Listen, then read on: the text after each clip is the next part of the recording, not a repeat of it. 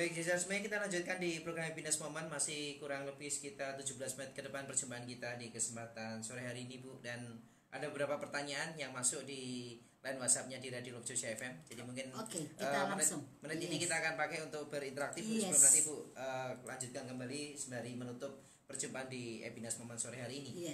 Ada Avi di Madura, Bu. Shalom Madura. Ya, dia punya pertanyaan yang cukup bagus. Mungkin ini bingung atau apa, saya tidak tahu. Nah, bagaimana sebenarnya beriman itu, Bu? Karena saya sudah sering beriman, namun sampai sekarang belum juga menerima dan menjadi kenyataan. Nah, iman tentu memang beda-beda tipis sama keinginan ya. Kalau keinginan soalnya apa? Kita mau mengingini apa yang kita doakan terjadi, ya kan? Tapi iman ya kita melakukan sesuatu yang memang Tuhan mau. Nah, ini bedanya. Contoh ya. Kita mengimani tahun depan kita punya rumah. Ya, tapi ingat Alkitab katakan iman tanpa perbuatan adalah mati. Mungkin kita berdoa kita ingin punya rumah, kita mengingini. Bisa jadi ini bukan iman, mengingini aja. Kenapa? Karena kita nggak sambarin dengan bekerja. Ingat, iman tanpa perbuatan adalah mati. Jadi kalau kita hanya berdoa, Tuhan tahun depan saya ingin punya rumah, tapi kita nggak berusaha mencarinya, atau mungkin speak bless, lalu mungkin mengelilingi dengan doa keliling juga, ini kan adalah perbuatan gitu loh. Dan mungkin Tuhan kasih kita iman untuk bekerja, menabung sedikit demi sedikit, itu adalah cara kerja iman. Tapi kalau mengingini, gini, kita mau punya rumah, kita hanya cuma doa saja dan kita berharap terjadi. Karena iman itu, di dalam iman tentu roh kita bertumbuh. Tapi dalam keinginan, ya ingat ya, berdoa dalam pokok doa yang sama. Tapi dalam pokok doa ini ada perbedaannya. Ada yang pakai iman, ada yang pakai mengingini. Jadi iman itu harus terjadi perbuatan roh. Tapi mengingini perbuatan daging, karena hanya cuma bicara di mulut saja, tapi kita nggak bertindak di dalam roh kita. Jadi perbedaan sangat nyata.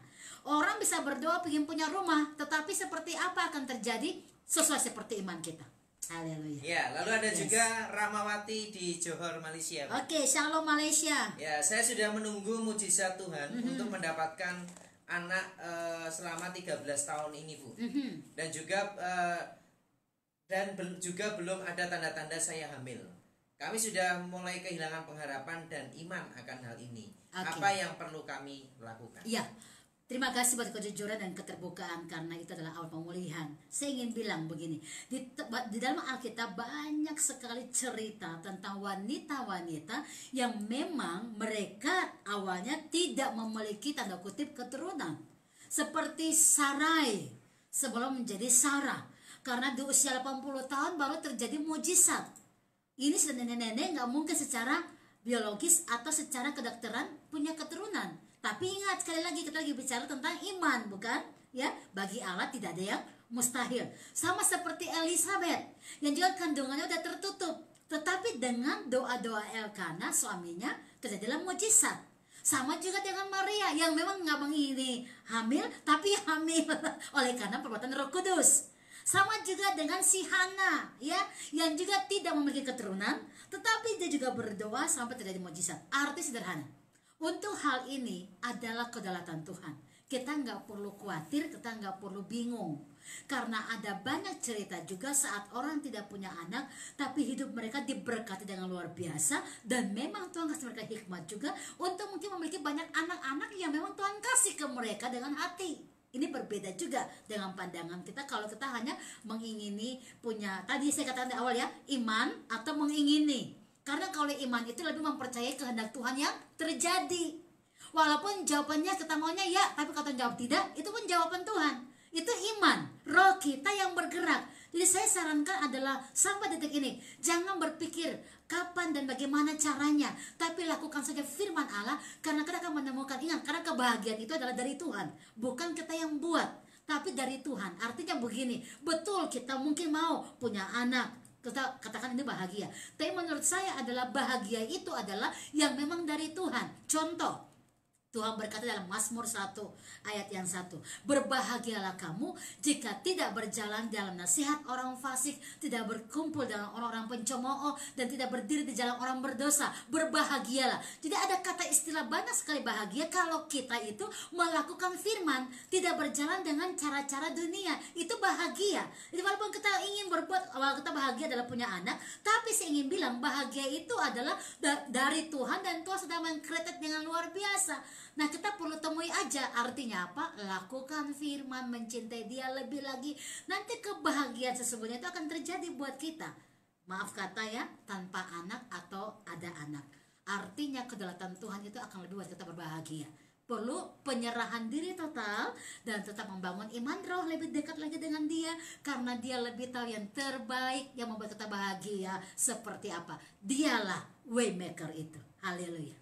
Ya, Yes. dan berikutnya masih ada pertanyaan atas nama Ratri yang ada di Jember. Oke, shalom Jember. Ya. Kegagalan saya adalah saat saya dalam pergumulan, bukan naik tetapi drop, dan lebih cenderung lelah, letih, dan kehilangan pengharapan, dan memakai hikmat manusia dan cara manusia untuk menyelesaikan masalah yang ada. Bagaimana supaya saya bisa terbang tinggi seperti Raja Wali yang Ibu maksudkan tadi? Haleluya. Wow, thank you. Terima kasih. Ini satu respon yang baik. Kalau sudah ada kerinduan bagaimana aku bisa terbang tinggi, kembali lakukan sederhana. Cintai Tuhan sebagaimana pertama kali kasihmu, cintamu yang mula-mula kepada Tuhan itu kembali dimunculkan. Kapan terakhir saudara ingat didoakan?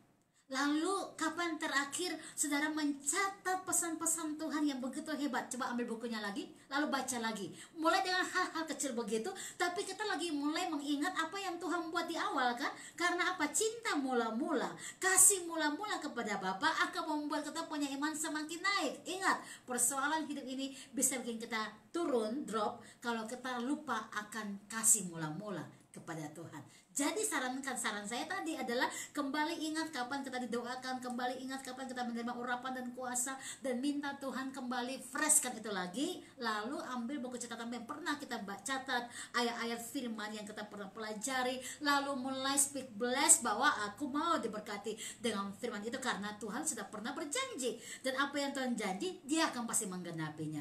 Jadi sekarang ayo pacu roh, sering banget dengar Love Jogja karena lagu-lagu rohaninya banyak di sini.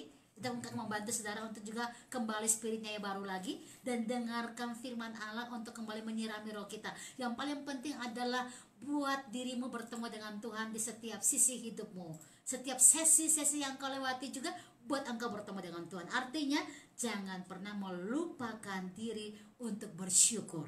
Karena bersyukur itu adalah kunci untuk kita semakin dekat dengan Dia, dan tahu bahwa apapun yang terjadi dengan kita, Tuhan selalu mengkontrol dan ada Dia bagi kita. Jadi kita berteriak, Tuhan mari datang, bawa aku lebih tinggi lagi, Dia akan datang sama kita dan berkati kita. Haleluya. Ya, silakan Bu, masih 9 menit ke depan mungkin Ibu bisa kembali lanjutkan sharingnya dan menutup perjumpaan ini dengan berdoa. Yes. Bagi jujur yang mendengarkan program Ebinas Momen sore hari ini. Ya, jadi kalau bicara tentang Kristen Raja Wali, sangat jelas ini membicarakan kita bahwa bukan menjadi orang Kristen yang punya iman biasa saja, tapi iman yang luar biasa, yang ada sebuah kerinduan yang dalam untuk Tuhan, iman yang mengerjakan rohnya kepada Tuhan. Dan Tuhan memberikan contoh tentang burung Raja Wali karena memang spesies ini berbeda. Raja Wali ini berbeda dengan burung-burung yang lain, ya, tempat tinggalnya di atas, dan dia mau terbang kalau ada badai. Jadi saudara, bagaimana begitu hebatnya hikmat Tuhan untuk kita mengerti firman Tuhan ini. Tuhan mau saudara dan saya melihat prinsip-prinsip firman yang hebat dalam diri kita, dalam roh kita, menjadi orang Kristen yang gini, terbang semakin rohnya naik karena ada persoalan. Sederhana, dan itu membuktikan bahwa iman kita luar biasa. Makanya di ayat yang lain dibilang apa? Imanmu sebesar biji sesawi aja, itu sebesar apa?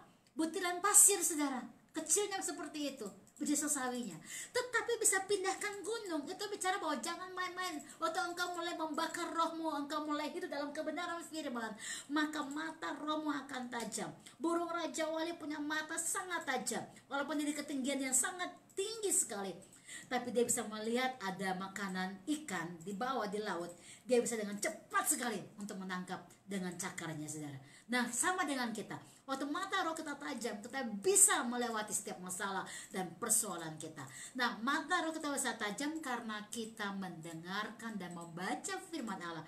Karena kita katakan iman bertumbuh dari mendengarkan firman Allah. Tajamkan terus telinga roh saudara, tajamkan mata roh saudara dalam firman Allah. Raja Wali, Kristen Raja Wali adalah orang-orang yang terbang justru karena ada badai. Jadi berarti bayangkan Raja Wali ini akan sangat istilahnya dia menanti apa, ada badai seperti bisa terbang.